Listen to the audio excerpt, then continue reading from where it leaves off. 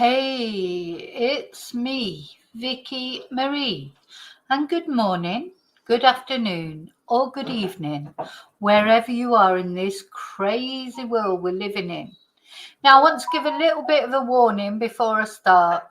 If you're a monarchist, if you love the royal family, if you think everything about the royals is brilliant, it's probably a good idea not to watch this video. So in this video, I'm going to talk about Charlie Boy and Shamilla on tour in Australia. I'm going to talk about the sort of reception they're getting. I'm going to ask, I have a lot of Australian subscribers, and I'd like to know, how do Australians really feel about Charlie Boy and Shamilla?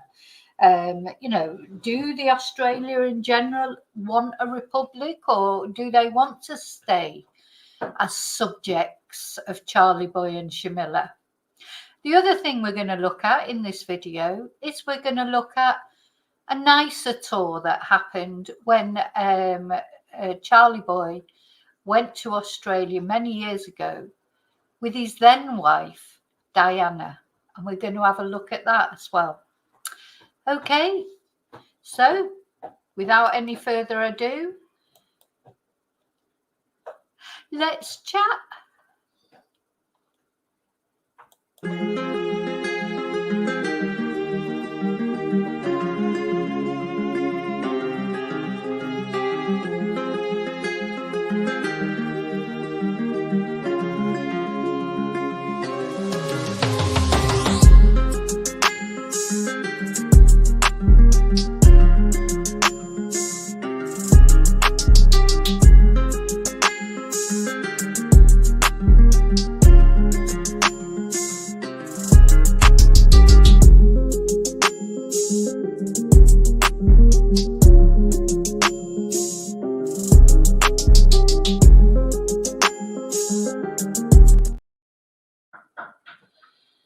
Hi again. So before I get into this video, I just want to I've started making this video, they start tapping on the wall next door. Do you know, they know as soon as I start live, it's been as quiet as anything. Anyway, first thing I want to do, just if you don't mind, just to show, because I don't often do it, I don't do it as often as I should do, I just want to tell you about, because I've had quite a few over this past week, quite a few books have been bought of my Learn Spanish books, and also my Confessions of a Spanish Teacher book, which talks about, how I ended up getting interested in true crime, about my experiences, how I ended up being in Spain, becoming a Spanish teacher. And I just want to show those because I don't mention them enough. I'm sponsoring myself in this video. If you want to learn Spanish, that's my other life. I am a Spanish teacher. I've written 5 books on learning Spanish. Break the language barrier levels 1 to 5. And they're all self-explanatory. I mean, I do Spanish classes over Zoom. But if you want to learn at home without, maybe your budget doesn't run to classes, or maybe you don't have the time for classes, these books, you can learn from these at home. So the explanations are in English, the answers are in the back, and any questions you might have, you can always email me if you want me to explain anything, etc. So those are my Spanish books. Now, the other book that's available on Amazon, and this is any Amazon all over the world, so this is amazon.es we're looking at, but you can go on any Amazon site wherever you are in this crazy world we're living in. We're putting Vicky Riley, Vicki, Confessions of a Spanish Teacher, or Break the Language Barrier for the Spanish books, and it will come up with my books. This particular book you can get on Kindle, or you can get in paperback. And Confessions of a Spanish Teacher, as I said, gives you a bit more information about me and how I came up to be in Spain, some of the experiences I had in the UK, and then experiences that I've had here as well. And people seem to find it interesting. So that's available, as I say, on Amazon. So I just wanted to mention those briefly. I did notice this week that a couple of people had bought. I mean, I don't know who buys them. It may be that they come through other channels or through Facebook or something to buy my books. But I have noticed an uptick last week. So I want to say thank you for that. Anybody who has bought my books, thank you so much. Okay, so let's get back to Charlie Boy and Shamilla.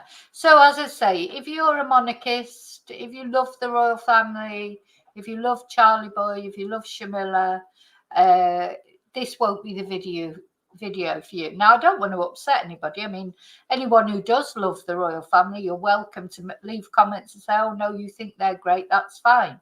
Everyone's entitled to their opinion, aren't they?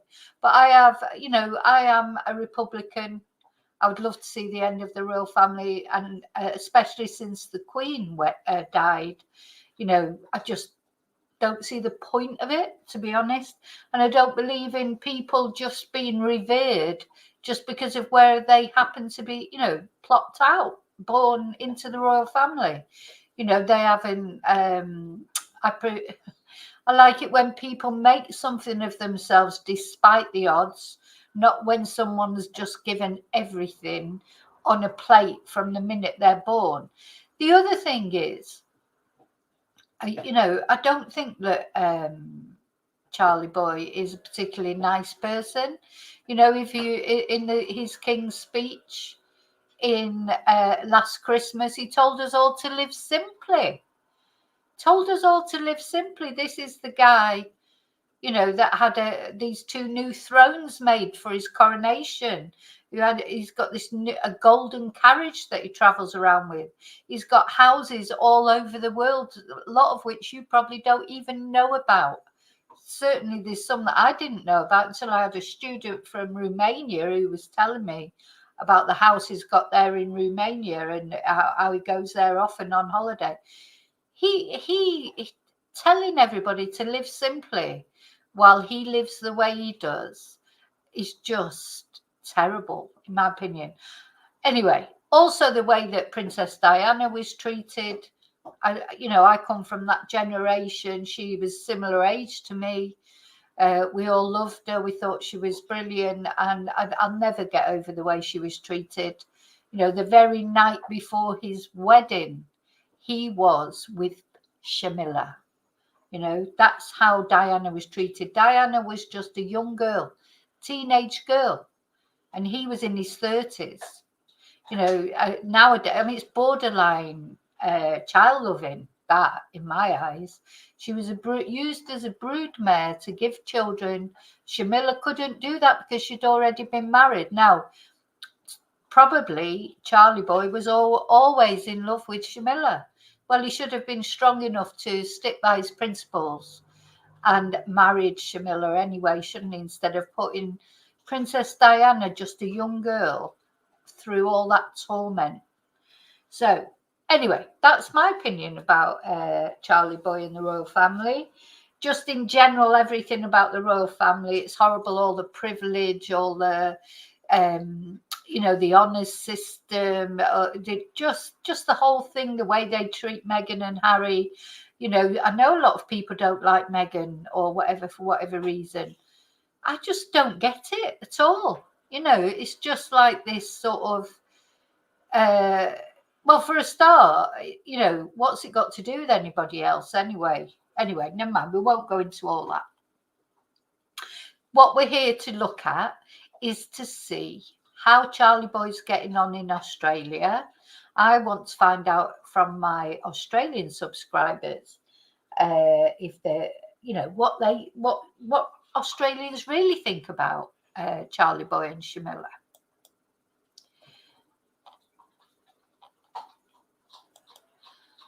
Julie, hello, happy Monday. Thank you so much for the super sticker. Hi, AA. Hi, David. Hi, Darren. Hi, Lorna. Hi, Kelly. Charlie's got more houses than Barrett Holmes. He certainly has. And then he tells us to lead a simple life. It's just beyond me, but that people can't see it. But anyway, a lot of people think he's great. Well, there you go.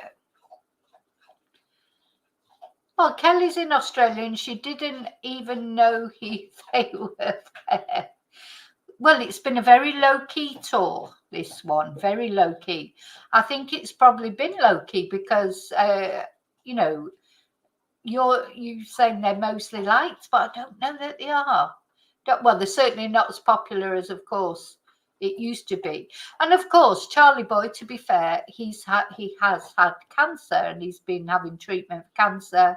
So apparently this visit was completely scaled down, you know, so that his doctors would allow him to go. And on a human, I've nothing against Charlie on a human level.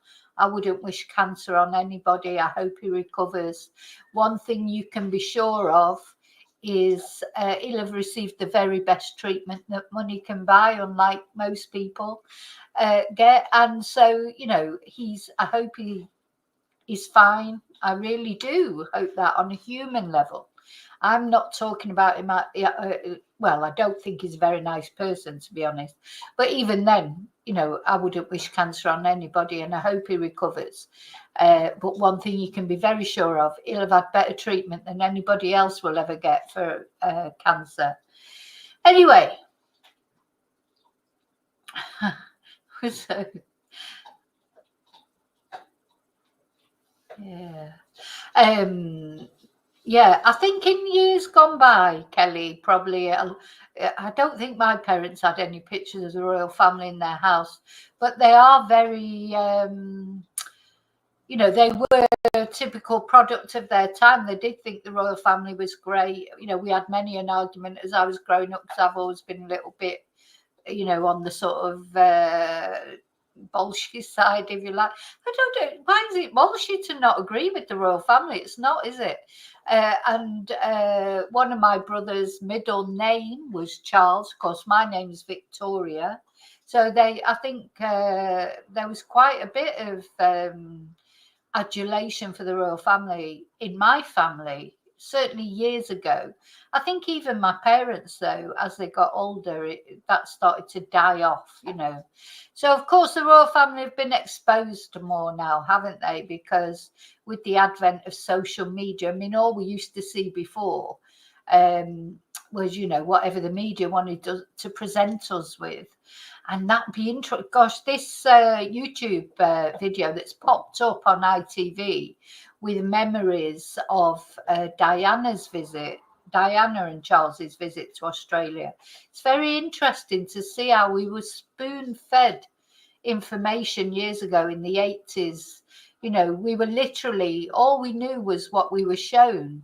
There was no way really of independently fact-checking anything. There was no social media. There was no, you know, you just believed what you were fed on the telly, because what else did you know? Nothing. So now, of course, it's all different. So, you know, like with Prince Andrew, etc., and all the things about the royal family, you know, they can't keep their secrets like they used to. Even, you know, Prince William in the pegging scandal. There's lots of scandals associated now with the royal family. And although maybe not all of them are true, there's probably a grain of truth in a lot of them. And of course, Prince Andrew is persona non grata, isn't he? You know, so, but having said that, he's not been arrested, has he? Another one, like Hugh Edwards, has not gone to prison. Prince Andrew's not even been arrested. You know, so it's one law for them and it's one law for everybody else. And exactly, David, that is why they're against social media. They're against social media because, yeah, exactly that. They can't control it. They can't control it. Well, they'll try sooner or later. Every time you mention the royal family, just like if you mention BBC, if you mention Madeleine McCann, there's certain things I've noticed that if you mention YouTube, flag it up straight away. And that's got to be to do with trying to shut people down and silence people. Kelly, the pegging scandal. Anybody wants to tell her about the peg? I don't feel I should talk about it openly, but it, you know, even my son knows about that. I mean, it's all over social media. But, you know, people who don't go on social media, and if they don't go on what I call young Twitter, you know, I'm still calling X Twitter, but, you know, there's the Twitter people I follow, though it must have come up on the thing. I'm trying to think where I ever first heard about it. And when I mentioned it to my son, he knew about it. He was just like, oh, well, everyone's got their preferences. I just didn't think, because he actually is a royalist, my son. I don't know how that happened. You know, I don't know how he became a Manchester United fan. You know, I think it was just to spite me. You know, not only became a dirty red, but he also loves the royal family. So, you know, this is what I was talking about the other day. You can't control your children's thoughts. You know, that you think they're going to think like you, but not necessarily.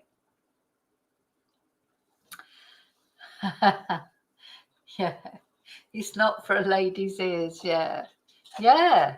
And I still think, you know, and of course, same going back to the human aspect of things, it's like with Princess Catherine. I hope she recovers from her cancer treatment, but I still think, you know, that actual relationship, it's a bit like the Charles and Diana relationship, isn't it? In my opinion, I don't feel like that's now, you know, that they are genuinely in love. But you know what? I could be wrong. A lot of it doesn't matter, you know, at the end, but it matters for hypocrisy, honesty. You know, one day William will be king, and not my king, of course. Never be my king, and Catherine will never be my queen. But some people think they're brilliant, don't they? We have to respect everybody's point of view, I suppose. Now, let's have a look at what's happened. So off they've gone. Charlie Boy and Shamilla have gone off to Australia, and they've had a demonstration by a senator, of all people, an actual senator in the Australia's parliament. Now, I feel that wherever else they've gone, all these crowds, they'll be controlled, and you know, any dissent will be just instantly suppressed. But this actually happened in the parliament. A senator has confronted the king in Australia's parliament, shouting, "This is not your land.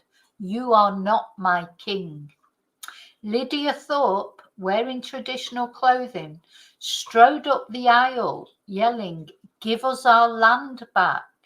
Give us what you stole from us. Our bones, our skulls, our babies, our people." But good for you, Lydia. You destroyed our land.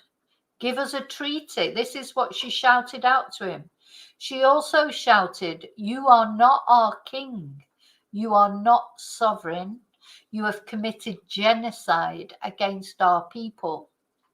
So security stopped her getting too close and ushered her out of the chamber as the king, Charlie Boy that is, not my king, turned to talk to the Australian Prime Minister. And this is her, Lydia Thorpe. So Lydia Thorpe is the first Aboriginal woman from the state of Victoria to become a senator. You know, and the thing is, the Aborigines, they were there first in Australia. Every other person is an immigrant, you know, at the end of the day. That is the truth. You know, however you know, you may think that some people think that the British Empire was a good thing. You know, well, when I say some people, Elon Musk, he was off on bloody Twitter saying how good the British Empire was, how it brought prosperity to countries and things like that. Well, maybe it did in one way, but you know, that's a moot point, isn't it? Ask the Aborigines that. Ask them what they think about their land being taken over, or the Maoris in New Zealand, etc., or the native Indians in America. You know, that people, it all depends which way you look at it, doesn't it? Everyone will have their different view. So she is the first Aboriginal woman from the state of Victoria to become a senator. And when she was sworn in, she refused to take an oath of allegiance to the late Queen. Yeah. Oh, why should she? If she doesn't believe in it, you've got to stand up for your principles. If she doesn't believe in the royal family, why should she have to give an oath of allegiance to the Queen? Now, we have to do that in Britain when politicians, MPs, they have to swear an allegiance to the Queen. Well, to Charlie Boy now. And they have no choice in that. That's why Sinn Féin won't send any of their representatives to Parliament. Because they can't swear allegiance to the Queen or to the royal family, because they don't, they believe Ireland should be separate. So I think it's good when people stick up for their principles. Now, they can swear allegiance on anything they like. They can swear it on the Quran. They don't have to they can swear it on the Bible. They can swear, I think they can take like a secular oath, but they have to do it. Otherwise, they can't be an MP. So anyway, she refused. So they must have made an allowance for her. And she was one of about 20 people protesting as the royals laid a wreath at a war memorial earlier in the day. Well, 20 is not many, is it? Her outburst came after the King spoke to politicians and dignitaries at Parliament House in Canberra. An Indigenous leader who welcomed the royals to Australia's capital on Monday also called on him to apologise for colonial wrongs. He hasn't apologised. Auntie Serena Williams now I know I'll pronounce this wrong, I'm so sorry if I do, from the Ngunnawal people, performed a welcome to country and smoking ceremony. A smoking ceremony? She said, "We all have roles and responsibilities, and I have roles and responsibilities to my people, and I think an apology would be beautiful." When asked if that meant the King himself should say sorry, she replied, "Yes, because we have to acknowledge our past."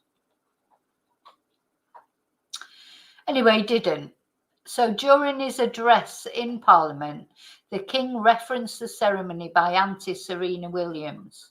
He said he deeply appreciated the gesture, which he said offered the chance to pay my respects to the traditional owners of the land on which we meet. In my many visits to Australia, I witnessed the courage and hope that have guided the nation's long and sometimes difficult journey towards reconciliation, the King said. Charlie Boy said. However, he stopped short of the apology that Indigenous leaders had hoped to hear. And there's Shamilla. God, she's such a witch, that woman. I'm sorry, I can't bear her. I can't bear that woman. She doesn't care about other women. She didn't care about Diana. She doesn't care about Meghan. She's the one behind most of the horrible things that come out about Meghan and Harry. She's a stirrer. She's a wicked stepmother in my eyes. I just don't like her one bit.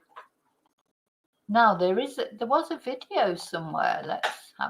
Let's have a look at the video.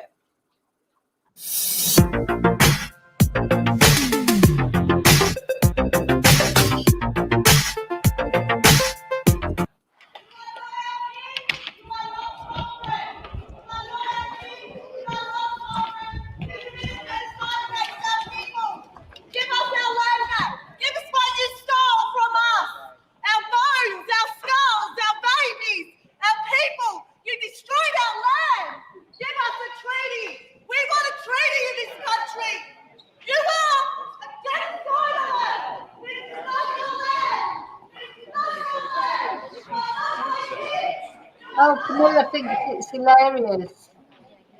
Silly witch. Okay, so that was what happened. So there've been, I mean, it hasn't all been protests.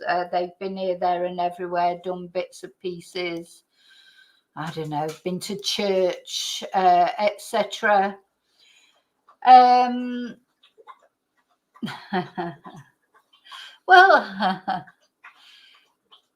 no, she's not a nutter. She's. I think these days, at the end of the day,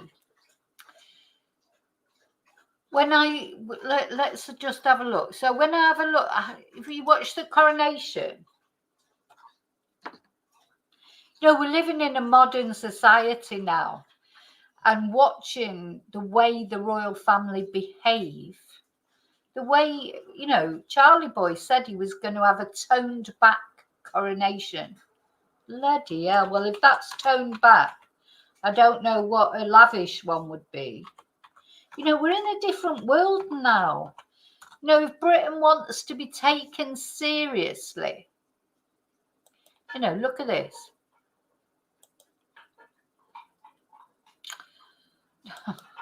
So somebody tell me that if you saw this in Russia or in, other countries, this is just not right.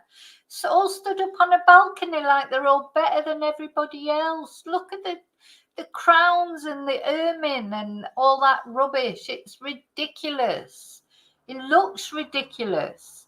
I've had a lot of students from different nationalities come through my doors, and they all think the royal family are ridiculous, except for the Romanian lady, because she'd lived in Britain for 20 years. She thought the royal family was fantastic. And but in the end, she had to leave Britain because of racism after Brexit. Paramedic, her and her husband, both paramedics, been in Britain for 20 years. She's more British than I am. She's certainly more royalist than I am. And in the end, she was getting racially xenophobia from her clients, the people she was looking after when she was a paramedic and when she was a care worker. And she came to Spain because it just all got too much, and the visa problems, etc. Look, I mean, it just looks like something off a comedy sketch. Somebody tell me that looks normal in this day and age. It doesn't. It looks ridiculous. Absolutely ridiculous, in my opinion. Look. We're supposed to think that these people are better than us just because of that they were born. We now rededicate our lives to serving the people of the United Kingdom, the realms, and the Commonwealth. But not too much, though. Yeah, we're rededicating our lives, but you all live a simple life, but we're going to live like this. We're going to live like this, but you all live a simple life. Be kind to each other. Look, it's just wrong. It's so wrong, and how anyone can't see it's wrong is beyond me, I think.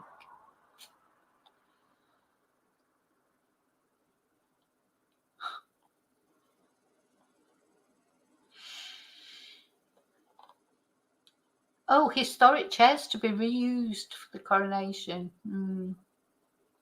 The first glimpse of their Majesty's coronation robes. Oh gosh, how fabulous.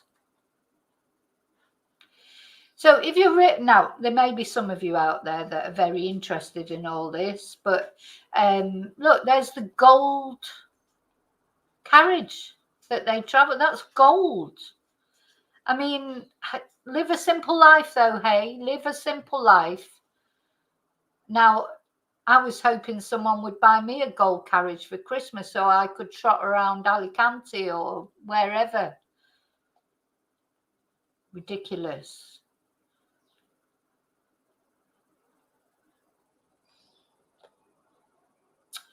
And of course, all the crown jewels and that is the thing, those haven't been found in a mine in Wales. They've come from other countries, from the empire. Anyway, that's how I feel about it. That's how I feel about it. And I know not everyone will agree with me, and that's fine. But that's my, I just feel there's no place for a monarchy in modern Britain now. There is no place for a monarchy. What is the purpose of it? The Queen was a different matter because the Queen had been there for a long time. She came from a different age. And then when the Queen died, really, that, in my opinion, should be the end of it. So, yeah, live a simple life on your universal credit. Now, let's have a look. So, as I was sort of preparing for this, I mean, really, to be honest, it was just going to be a short video to show, the few protests that they've had over in Australia. Just that, really. And then, of course, as you know, when you start researching something, and all different things came up. And ITV have put up on their YouTube channel a video of when Charles and Diana went to Australia together. And I think they've done it on purpose to show the contrast.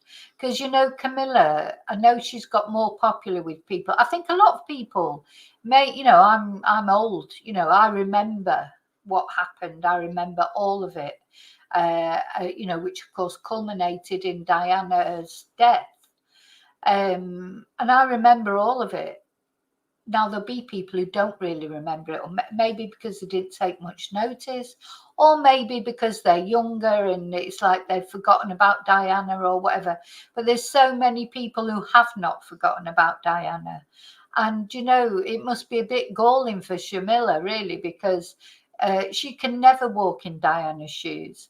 Because you know what? She hasn't got that warmth that comes over from Diana. And that warmth comes out, I know there'll always be some people that are critical of Diana, but to me, Diana always came over as a genuine person, like a girl that was literally just thrown into. I mean, she made the choice, don't get me wrong, she made the choice to marry into the royal family. And that was her choice. I expect she bitterly regretted it. But I think at the time she did not know for a while that Charles was already, in love with Camilla. He was always in love with Camilla, and Diana was just there to provide sons.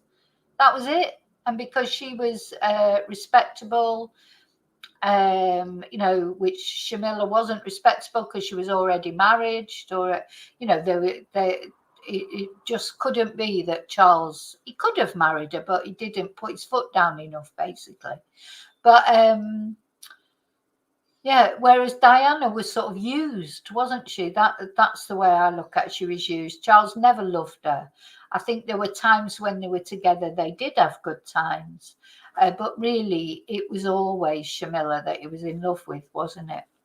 So we're going to have a look at this video. So I started watching it. I thought, oh, God, it was really so interesting to look back.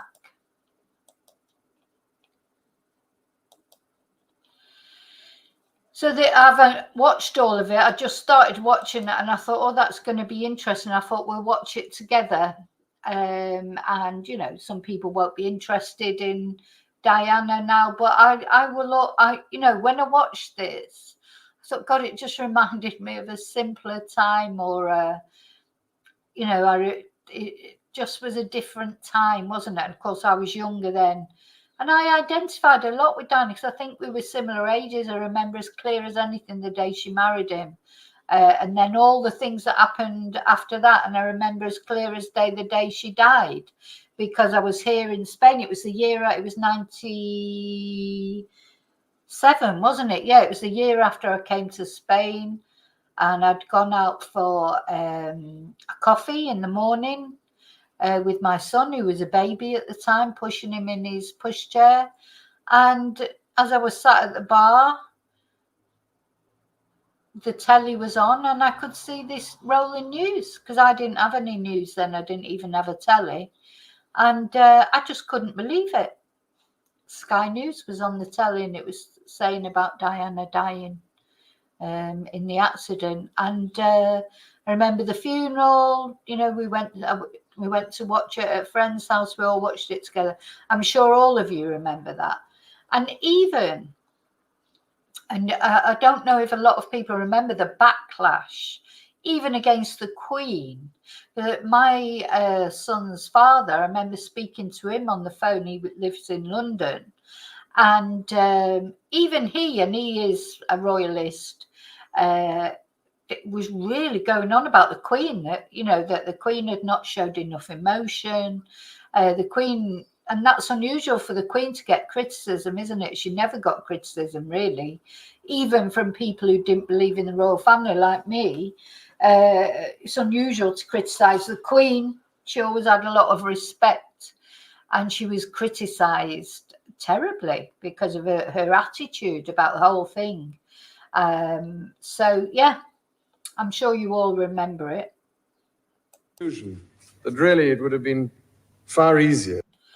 Right, so this is like snapshots like from that tour that he did with Diana after William had been born. This one is. So William had been born. I don't know if they'd taken William with them on tour, but Harry had not been born yet. And just listen to this speech that Charles makes. I just think this is so telling of Charles, because the thing about Charles is he was so jealous of Diana because she was more popular than him, and he's such a egoistic twonk. He can't stand that. He couldn't stand the fact that people liked Diana better than him, instead of, you know, reveling in it and thinking how lucky I am to be with this lovely woman that everybody thinks is great and she's popular. He didn't like it. He wanted her to stay in the background. He didn't like the fact that people liked her better than him. He's a very spoiled, sort of entitled little twonk, in my opinion. The prince realized very quickly it wasn't really him the people had turned out to see. I've come to the conclusion that really it would have been far easier to have had 2 wives. Yeah, far easier to have had 2 wives, Charlie boy. Yeah, and yes, hi Mello, you're right. It was a TAMPON that he said to Camilla he wished he was. Just, you know, whatever. And that was while he was still married to Diana. So yeah, he thought it'd be easier if he had 2 wives. Yeah, she doesn't look very happy about that, does she? You see her face there? Because she knew about Camilla by now. To have covered both sides of the street. And I could have walked down the middle, directing the operation. The forecourt of the Opera House on a bright autumn day. Huge crowds and impressive music from the Sydney School's Symphonic Wind Ensemble.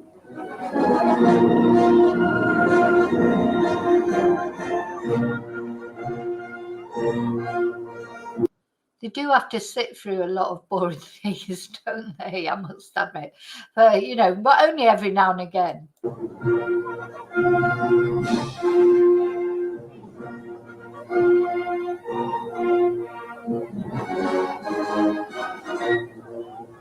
The high school dancers were pretty impressive too.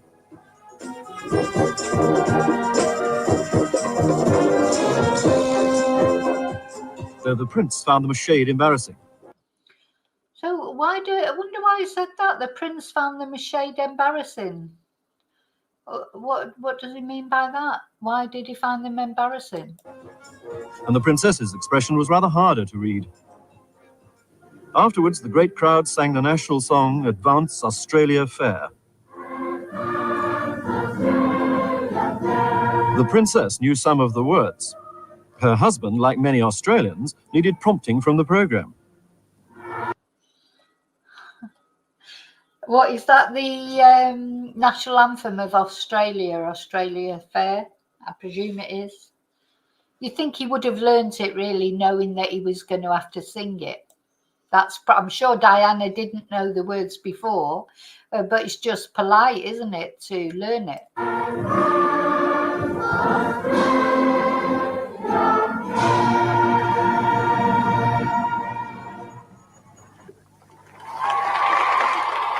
The prince made 5 speeches in 2 days in New South Wales. They're very much into speeches here. His theme in all of them was his delight in introducing his wife and son to his old and valued Australian friends. So maybe they took William with them then, because he said to introduce his wife and son. Of course, William was only a baby. Old because it is now 17 years, believe it or not, since I first set foot as a hesitant pond. Now I am returning with my wife and my son, and it is indeed as if I were introducing them to old friends. My wife has been enveloped by warmth and affection. Yeah, so I don't think they get scenes like this for Shamilla. You know, this was a different time, wasn't it? Not only the fact that Shamilla's not as popular probably as Diana was, but also, you know, there is a big Republican movement in Australia.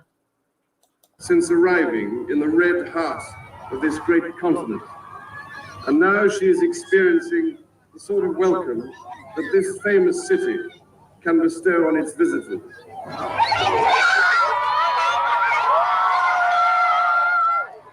That night, there was a charity ball at one of the big hotels, and the princess demonstrated that she is unique among royals in her capacity to generate a pop star style.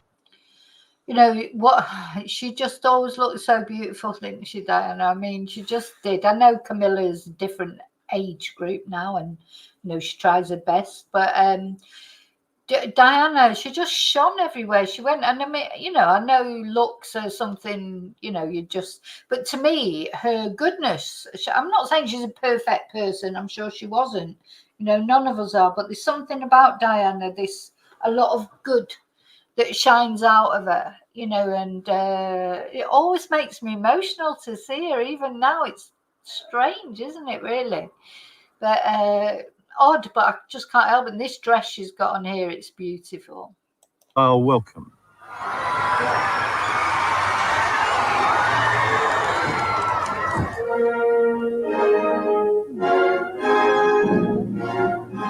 This was the event in the Sydney social calendar. If you weren't invited to this one, you were an outcast, and people were prepared to pay up to $300 to avoid that fate.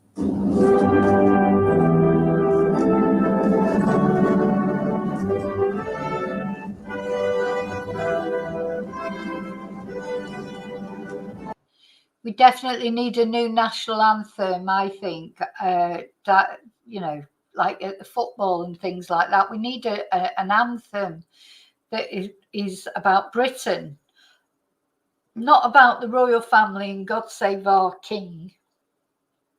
Because not, you know, it should, anyway, that's a whole different thing. But yeah, now I wonder if Diana was going through a bulimic phase there. I don't know. She looks a little bit sort of, she may, who knows? The thing is, they were arguing all the time, weren't they? All, you know, because she, by this time, I think she did know about Camilla. Apparently, they sort of had a bit of a, when they had Harry, that apparently, what I've reading about Diana, that was the best time for Diana. They seem to have, you know, a little bit of a resurgence in their relationship. I mean, I think the fact is that Diana, she did love Charles. You know, this is what makes me so angry about the whole thing. You know, she was just a 17-year-old girl. She did love him. And I think she was 19 was she when she got married. And all the time he was already seeing somebody else. And he was in his 30s. You know, so I think that it's distasteful, I think.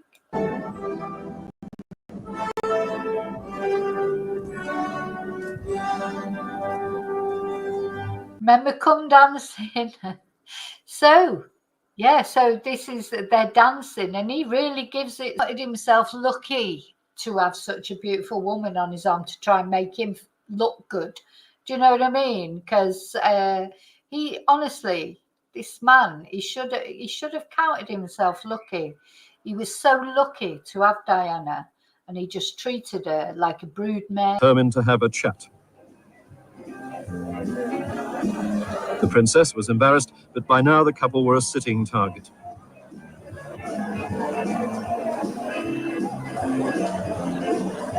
With this sort of crowd, Dame Edna Everage had to be down there somewhere.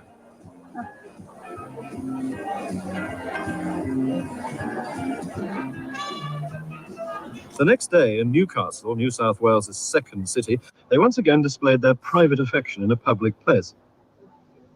And when the very small children performed their exercises to music, the tunes were so catchy, they had to join in.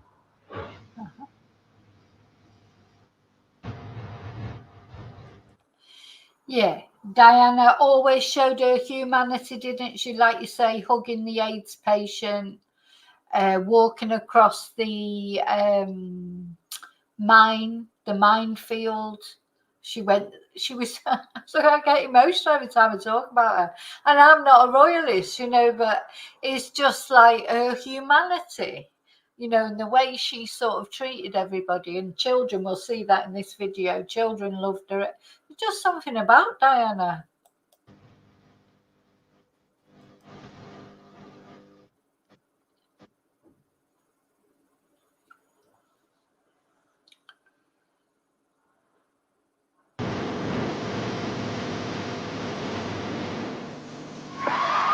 There were 43,000 children in this stadium, and the Prince decided to tell a few jokes.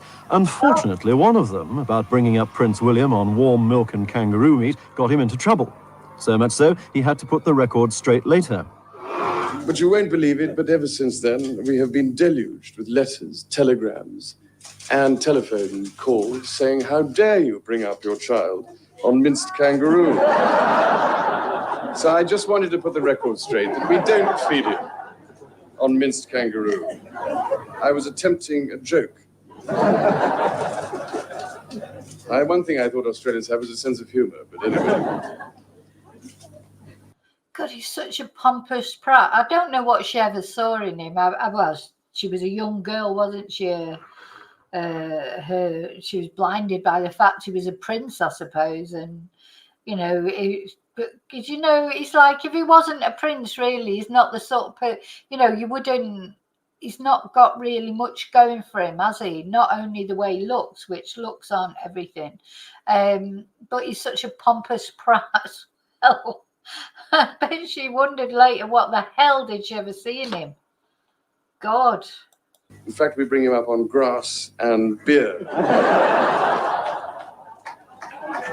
I was lucky Watch your face.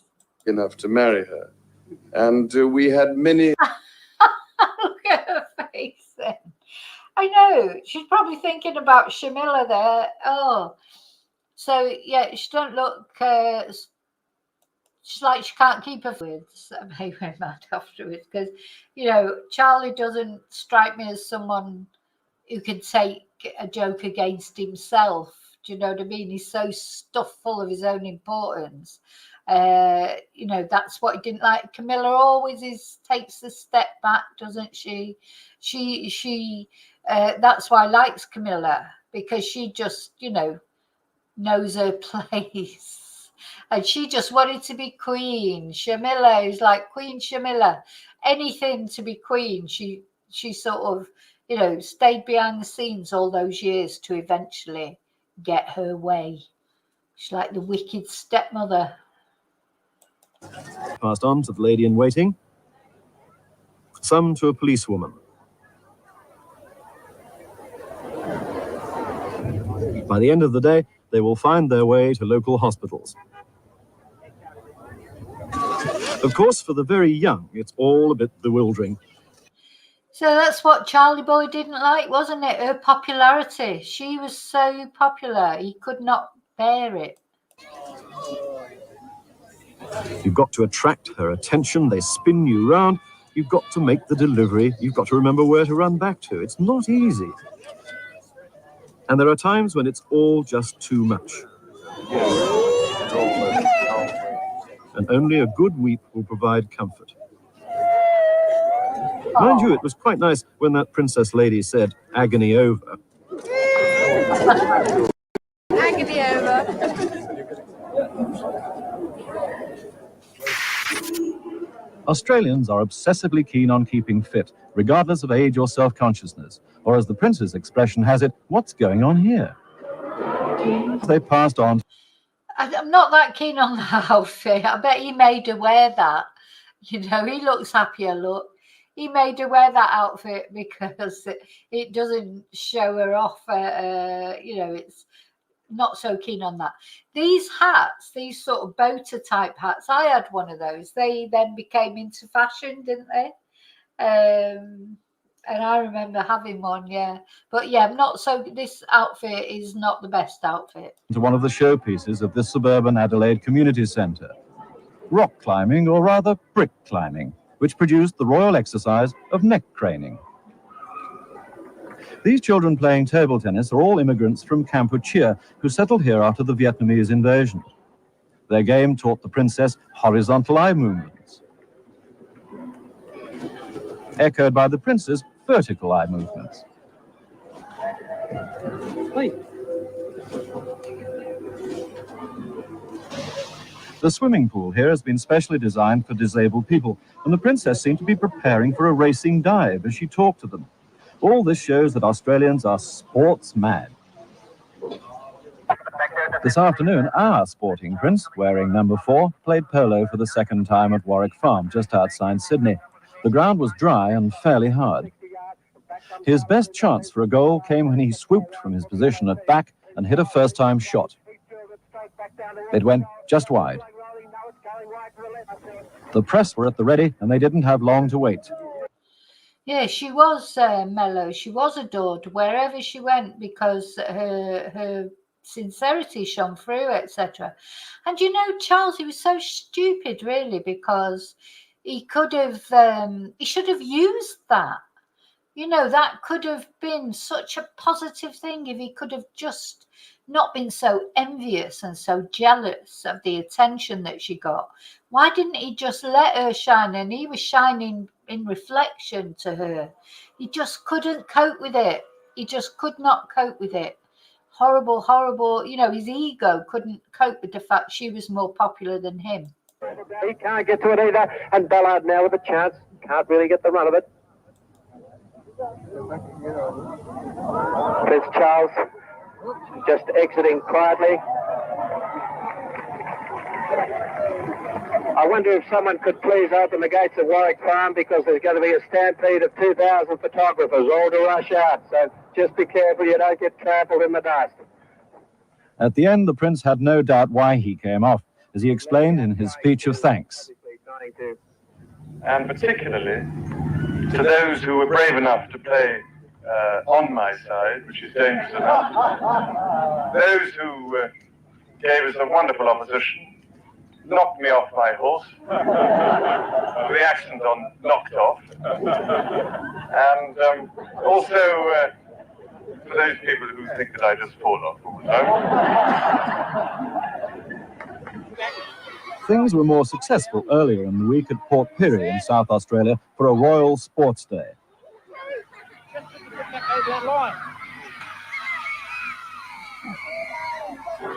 In this country, the competitive spirit is encouraged early.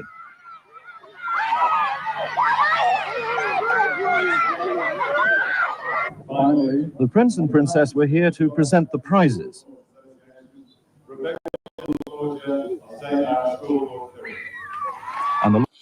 Now, red and white, that's not good. My mum used to say, you put red and white together, it's blood and bandages. My mum was typical northern mum. She had a superstition for everything. One day we'll have to do superstitions now, because I know a million of them. If you would, my mum had a dress similar to that actually, but it was with black, not with red. But yeah, red and white. Never wear red and white. It's blood and bandages. So yeah, that's not the nicest dress, is it? Anyway, she still looks better than anybody else. Last winner calmly asked the prince for a kiss.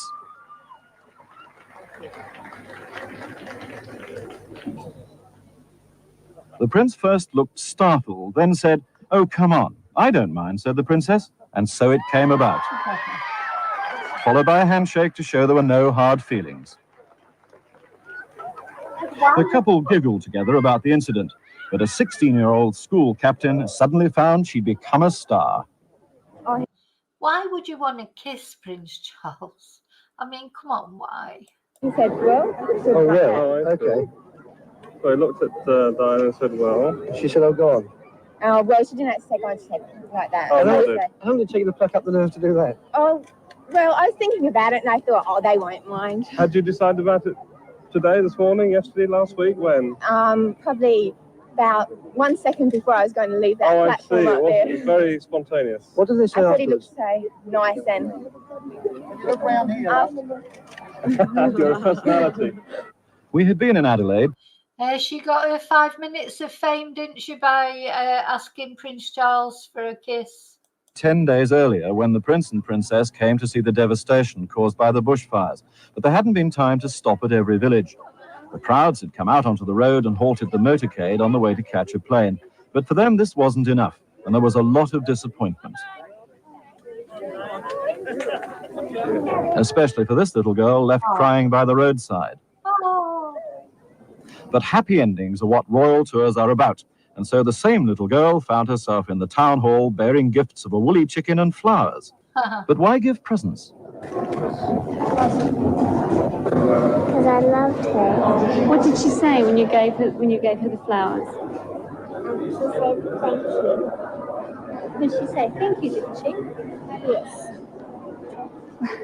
She said, I love you, Princess Diana, and then she handed her the little chicken which we'd bought for Prince William, and she said, this is for Prince Charles. Princess Diana smiled and just said, I think you've made a mistake. I think you mean Prince William.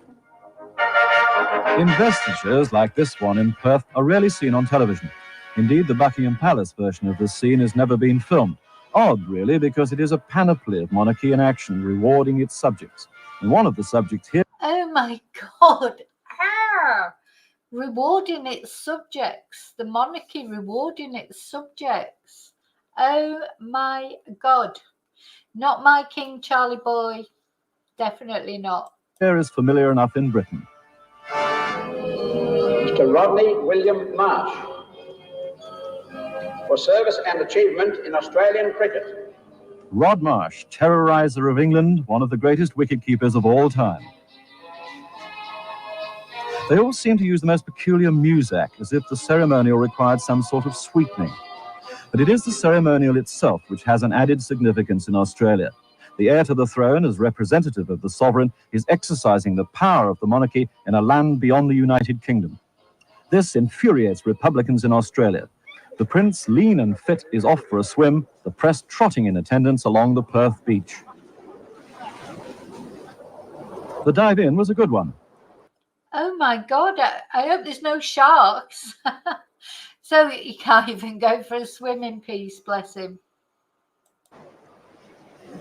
Though surfacing reveals that the famous bald spot is on the spread, not that he seems to. Oh, showing off his bald spot. I wonder why he's never had a hair transplant. You know, because you couldn't say that he couldn't afford one. Yeah, maybe William, because of course William's completely bald practically already, isn't he? Maybe he'll have a hair transplant. And Harry's going that way as well. You know, baldness runs in the family, doesn't it, apparently? So luckily, my son, that's what I always keep telling him, he's not going to go bald, because in my family, men don't go bald, but they go white very young. So he's always moaning that he's already got white hairs, grey hairs, but at least he's got hairs. So, you know, at least you can dye your hair, can't you? Bother. A large lady decided to leave. Oh, that poor woman. Imagine you're there in the sea, having a swim, so all quiet and that, and then the bloody Prince Charles comes. Prince Charles comes and starts swimming next to you, and you're all over the telly, all over the world. Oh, that poor woman. And he's saying, oh, a large lady. Oh, my God. That poor woman. Oh, I would be mortified. I would be absolutely mortified. You put me on the bloody telly in a swimming costume. Oh, my God. How awful, that poor woman. And the extra water now available unceremoniously dumped the prince. Oh my God! Did you hear what he said? Oh my God, you couldn't get away with saying that now. So let's just listen. He says, so a large lady leaves the water and the extra water now available. Oh my God. Oh. They all seemed to use the most peculiar music, as if the ceremonial required some sort of sweetening. But it is the ceremonial itself which has an added significance in Australia. The heir to the throne, as representative of the sovereign, is exercising the power of the monarchy in a land beyond the United Kingdom. This infuriates Republicans in our prince. Well done, said an aide, for no apparent reason. I just can't get over what you've just said about this poor woman. The dive in was a good one, though surfacing reveals that the famous bald spot is on the spread, not that he seems to bother. A large lady decided to leave. And the extra water now available unceremoniously dumped the prince. Ah, the extra water now available. Oh my God. So obviously this was before political correctness and all those kind of things. He's bald shamed Prince Charles. He's fat shamed that poor woman getting out the water. Well done, said an aide, for no apparent reason. While this was going on, the princess had set off on her first solo engagement overseas. Her husband's shield blacked out on the rolls. The destination was Fremantle, where the hospital has a wing named after her. This narrator sounds like a pompous twonk as well, doesn't he? And of course they all were in those days. You know, now we do at least have normal voices speaking. You know, this was all the, oh yes, a large lady. Oh yes. Good God. Insufferable. The princess appeared to be sitting on the wrong side of the car, but she didn't make any other mistakes, though here they still cheer her as Lady Diana. 3 cheers for Lady Di! It doesn't matter what colour she wears, even this bright fuchsia colour, she can carry off any colour, anything. It's lovely, that outfit, but a little bit bright, of course. But then the 80s was all about flamboyance, wasn't it? The 80s was not about, you know, muted tones. Everything was flamboyant in the 80s.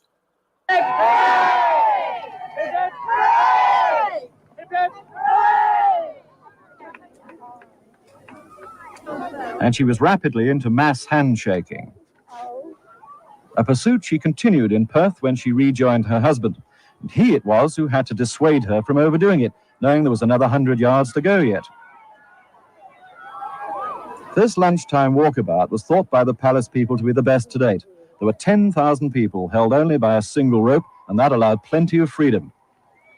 You would never, ever see crowds like this for the royal family now. I don't think, not even for William, Kate, not for any of them. I think these days are over. Like the freedom to stroll over for a handshake.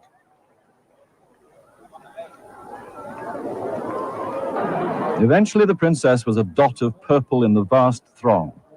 Oh my God. And the policewomen carried away the spoils.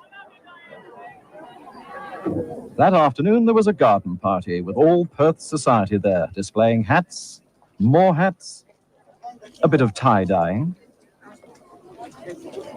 and accessories.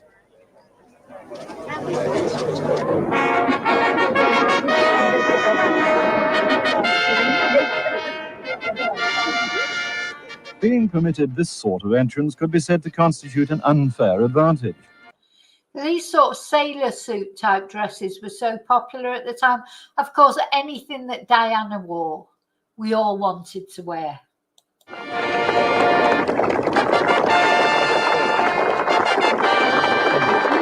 Even though it never looked quite the same on me as it did on Diana, with her being very tall and slender and me being short and dumpy.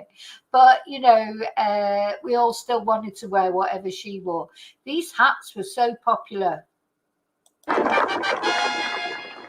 But no one in Australia these past 3 weeks would argue against the fact that the princess has set a lead in fashion, which is probably going to be copied all over the world in the next few months.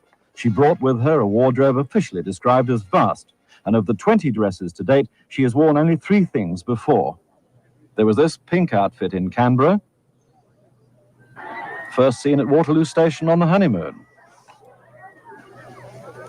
That's a lovely outfit. I remember peach was a popular colour then. This seen on a platform in Sydney. Oh, she didn't look very happy there, did she? Anyway, oh, here's William. Look, he's gone back to this bald now, William. He had hair briefly, didn't he? Now he's got no hair again. Started on a settee in Buckingham Palace. And what we saw on a launch in Hobart, we first saw in a carriage at Ascot.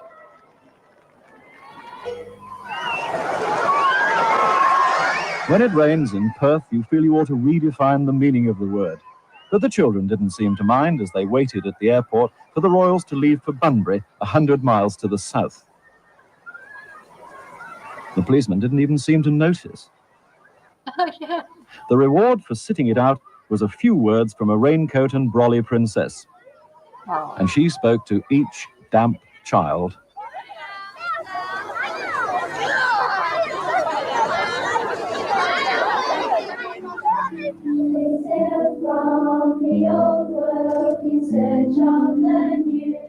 At Bunbury, the rain had held off, and the children waited to hear the words of the prince. But the wind blew away a page of his script, and there was a word not intended for their ears. I had one of the Granny Smith apples thrown into the car at me as we drove here from the airport. What he said was, "God, where's my bloody bit of paper?" Yeah, he likes the word bloody, doesn't he? Do you remember when his bloody pen, you know, when he was trying to sign after, was it after the coronation or after something, and his pen wouldn't work? It's always the bloody same bloody pens. You know, he's he looks like he's got scratches on his face there. Maybe she'd had enough of him. He was thrown for a moment, but pressed on, straight-faced, to read a Victorian homily on the evils of... Done to his face? Swearing is contemptible and foolish. Oh. After the speech, the children swarmed, perhaps thinking he'd say that word again. The Land Rover made its stately progress around the stadium, allowing all the 13,000 children a view. They, in turn, kept station, a fair feat of discipline. The children who'd brought flowers... Do you remember when Kate and William did this, when they were visiting somewhere, you know, in this bloody standing up in a thing like, you know, they were really sort of said how ridiculous it looks. I mean, it looks ridiculous then now from our eyes now, but of course that was a different time. But now imagine still doing these kind of things as if they're like gods or something. You know, we would instantly criticize another country. If Vladimir Putin drove around in a bloody thing like that, you know, or sat in a great big robe and a crown and all those things, you know, we'd be like right on sort of moaning about it. Why is it okay for the British royal family to do it? Lobbed them at the car with enviable accuracy. Then they just pelted the couple. But there are times when no amount of running will get you there in time.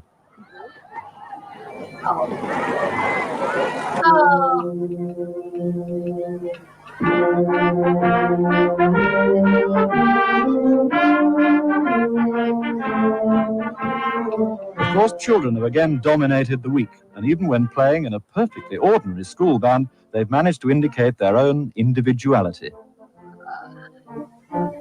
Twice over here. When they've not been painting their hair, they've been putting funny things on top of it.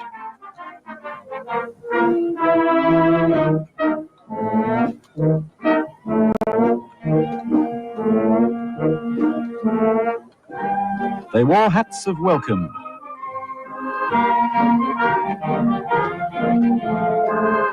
They displayed imploring posters, misspelt Easter cards, and other banners. Manchester United. Ugh. Come on. Well, I'm sure Princess Diana didn't care about Manchester United. Probably didn't care about Manchester City either. But, you know, it's what I always say. All these people are not proper Mancunians if they support Manchester United. My God. Someone seems to have run a course here teaching children to open and close car doors. If you do it really well, people applaud.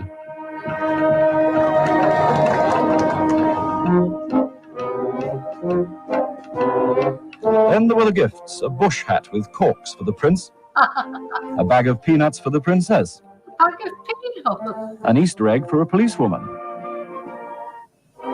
and an Easter rabbit for Prince William. At the pub in Womargama, they have other preoccupations. The prince hasn't been in to what is presently his local for a drink, and it worries them.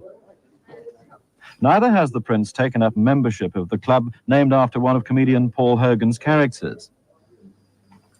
There's your official membership card. Official initiation. I do love Paul Hogan. The Crocodile Dundee series of films, I did enjoy them. The official chant is Fosters, Fosters, Fosters. Fosters, Fosters, Fosters. Hooray! This is membership card number 500, reserved for the prince. And there's an old school friend waiting here too. Yeah, well, been coming down to the bar a bit lately and hoping that Charlie might come in. Oh, well, the old mate Flavers, as we used to call him. But hasn't showed up as yet. We're all sort of, hoping he'd drop in and have a drink with us and eventually get him signed up to the Arthur Club and have a drink with us. And anyway, I suppose I better have another one while I'm waiting.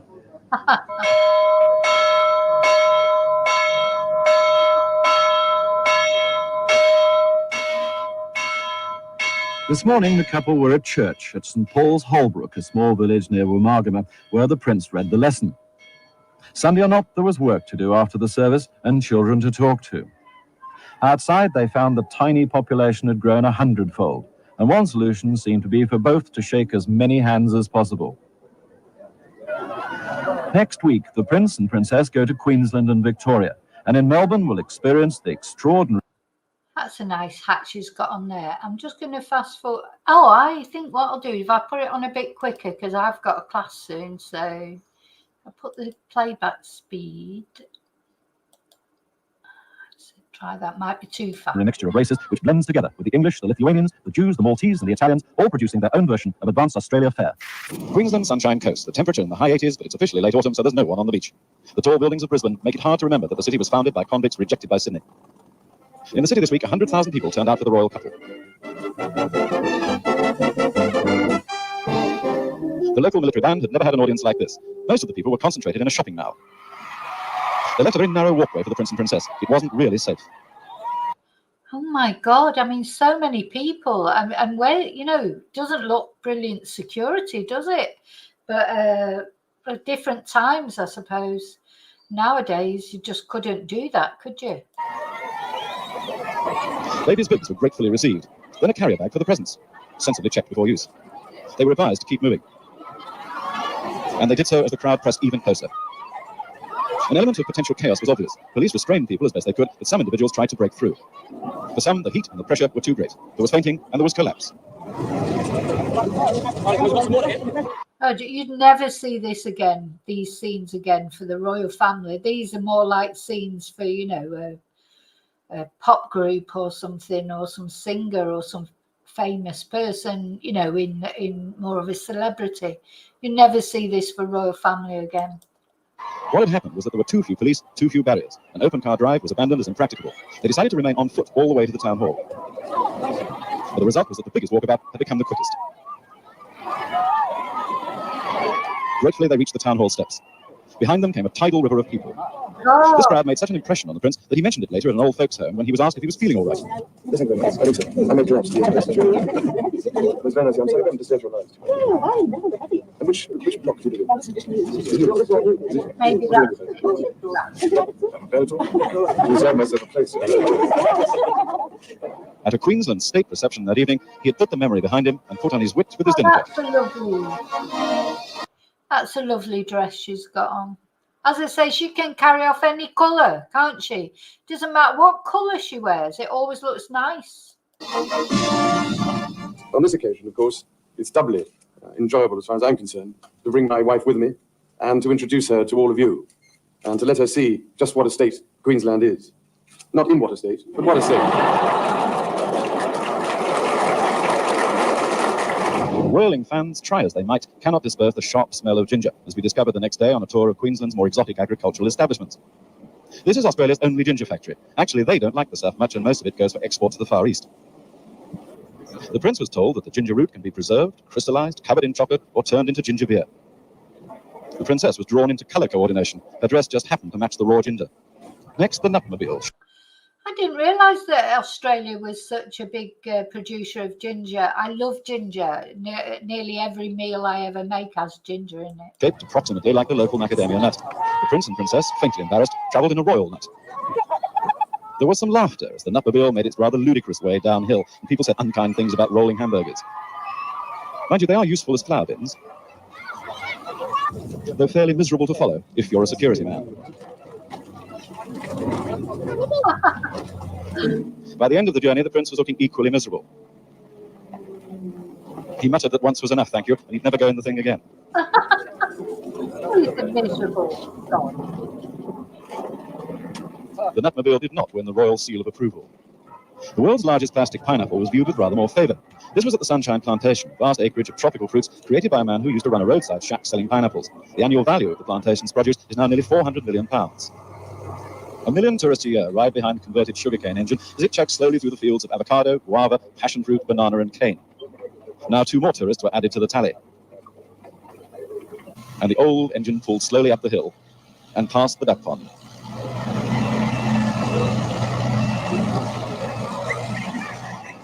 More normal work was resumed in Victoria for the planned visit to the Altona housing estate near Melbourne, very British-looking estate. The house of Mrs. Tessa MacDonald was chosen for inspection by the Prince and Princess because she and her husband Hugh and their 3 children are considered a typical family. The cleaning... Oh, God, imagine the bloody, the kings come, well, the prince as he was then, they're coming round. God, oh my God, at least your house would get tidied up and cleaned.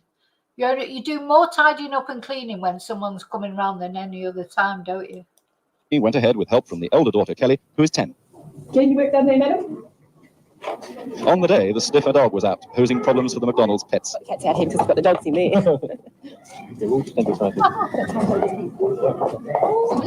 Local boys peered through the police car windows, seeing how the visitors were to be protected. Oh, my God. Hugh MacDonald said the security man noticed everything unwanted was pushed into cupboards. And they said that if Princess Diane comes in and says, oh, you've got a lot of cupboard space, and opens up one of the cupboards, well, we won't know what to do then. My head's just spinning. Yeah, that's what you do. You put everything in the cupboard or in the oven. The oven's good. Just don't forget that you've put things in the oven. I've done that 1,000,000 times. Just stick it in the oven out of the way. I'm just in so many different worlds at the moment. I just can't even concentrate. The estate has a lot of British immigrants, or not to put too fine a point on it, a lot of Poms. Not British immigrants. So, of course, they organised a street party for the occasion. Hugh opted to wear a tie at the last minute, and so at the appointed time, the visitors approached the garden gate of number 9 Box Court. The 2 couples went inside. Hugh MacDonald describes his reaction. I said, I really think you're a lovely couple. Something like that. I really did, because you could see that they're really together, happy too, and they really are happy people. And the fact that they were so happy, you could feel You can see they're really together and really happy. Well, yeah, not really. that they were happy. It seemed like they were really happy to be doing what they were doing, like it wasn't just another chore. Melbourne still has trams, beloved of many, including the Prince, as a symbol of the city. But they're grabby things, so the new precinct to be opened had to be hosed down. The police band played the tune we've waited a month to hear.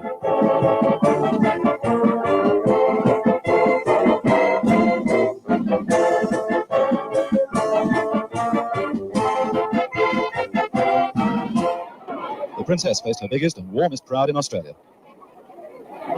They stashed away the flowers in a car boot, and the Prince quoted a writer on the famous rivalry between Melbourne and Sydney.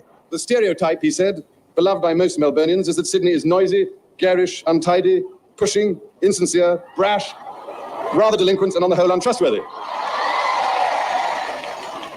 I hasten to add that I was not the writer. I have great pleasure in declaring this Mall open, and as Anthony Trollope said when he visited here in 1872, magnificent though Melbourne might be, there's no street in it that's finished. But at least this one is, and we, both of us, have great pleasure, as I say, in declaring it open and trusting that nobody gets run down by the trams which still operate here. At the moment, the tram lines are immediately below the plot he unveiled, so no one knows what they're going to do with it yet.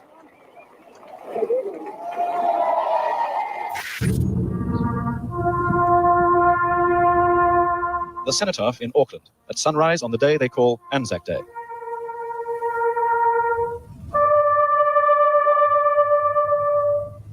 The footsteps that you hear are the marching feet of the veterans of the Great Wars who are arriving at the Cenotaph. Think of the comrades who, then and since, fought for freedom on land, sea, and in the air, but did not return. As the dawn is even now about to pierce the night, so let their memory inspire us to work for the coming of new light into the dark places of the world. Anzac Day is a day of mourning like our Remembrance Sunday, but perhaps more intensely felt.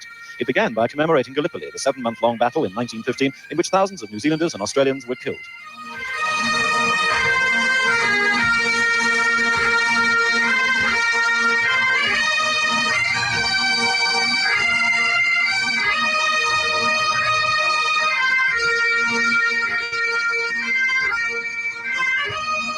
Going down the sun and in the morning, we will remember. For the old soldiers of Gallipoli, the presence of royalty had made this an extraordinary Anzac Day. Memories stirred of that battle long ago. I called it 3 times, but still I'm lucky to be where I am. How many of your units survived? How many of your units survived? Well, as far as I know, there was only about 4 of us. How many? But, of course, there may have been some more that were wounded and taken somewhere else. I don't know. What do you think about the royal couple being here today? What do you think about the royal couple being here today, Prince? Oh, great. They're doing a wonderful job. They're so well liked. There's no false pride about it. It rained on all but 2 days of the visit to New Zealand, and when it wasn't raining, it was promising to. In Christchurch, the rain actually held off for a while, but the princess's hat, last seen much bedraggled on a very wet tour of Wales, tempted Providence. Knowing nothing of this, schoolgirls set up a high chant. The prince... That's a nice hat as well, a nice outfit. I remember all these big padded shoulders and the frilly blouses. God. Step back in fashion, isn't it? Heard it first and directed a suitable response. A few moments later, down came the rain again, and up went the brollies. The prince was in uniform because he was on his way to a Royal New Zealand Air Force base where the weather had been officially declared fine. Their display would go ahead. In the briefing room, they proved a movie cliche, synchronizing their watches. Okay. Next time in 50 seconds will be 9:44. 45 seconds. So while we're waiting for it, let's make sure we have a good display. It's a raw display. Let's make sure it's a beauty. Let's not push out. 10, 5, 4, 3, 2, 1, now.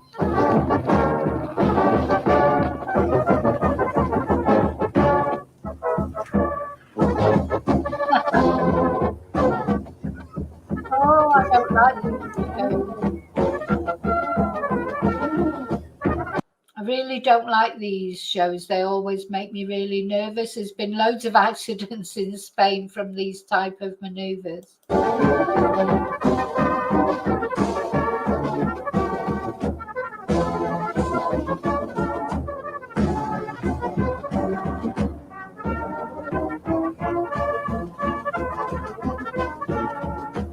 Flight Lieutenant Gavin House. They also trigger my vertigo. I can get vertigo just watching things like that. I don't have to actually be up there. Not my who was to favourite. fly solo aerobatics in a 1950s Strike Master trainer converted from prop to jet, said he did it for self-satisfaction. The princess looked faintly apprehensive, even without knowing that the flight lieutenant was about to stall dive his aircraft by switching the engine off at the top of the climb. Oh my God! No!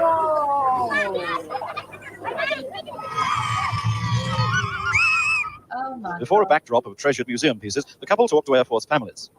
Would the prince like to have flown in the display? Well, I would quite, yes. I haven't done it for such a long time, but I think the G-forces would finish me off. I won't be doing it. The banner asked a polite question, to which the response was equally polite and immediate. Oh, thank you very much. How did you enjoy your stay here? How's your baby? Very well. So, what do you want to say? Sorry, you God want to bless take you. it with Hold it. Have a happy holiday. Deserve it. How's Willie was the popular question. He's in one. Very dangerous. Knocks everything off. After 6 weeks of practice, the princess was ready to agree to any reasonable request. Give us a wave! Give us a wave! Beautiful! Waitangi is where, in 1840, Britain and the Maoris signed the treaty which gave the nation of New Zealand her birth certificate. In the meeting house, Mr. Hector Busby, captain of the Great War Canoe, was preparing for the royal visit.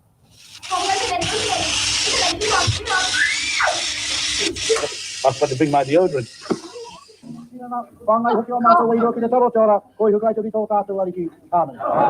After grace, breakfast for the warriors. A lady elder exercised a touch of Maori discipline. All I want to say is, excuse me, Missy, one day you will learn that if you are going to be any good at culture, you listen while other people are talking. But